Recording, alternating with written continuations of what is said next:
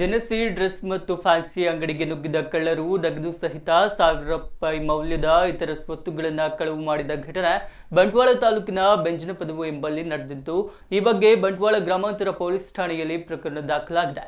ಇಲ್ಲಿನ ಆಲ್ಬರ್ಟ್ ಫೆರ್ನಾಂಡಿಸ್ ಬಿಲ್ಡಿಂಗ್ನಲ್ಲಿ ನಮಿತಾ ಅವರ ರಾಜೇಶ್ವರಿ ದಿನಸಿ ಅಂಗಡಿ ಮತ್ತು ರಾಜೇಶ್ವರಿ ಡ್ರೆಸ್ ಅಂಡ್ ಫ್ಯಾನ್ಸಿ ಅಂಗಡಿಯಲ್ಲಿ ಶನಿವಾರ ಮುಂಜಾನೆ ವೇಳೆ ಕಳವು ನಡೆದಿದೆ ಎನ್ನಲಾಗಿದೆ.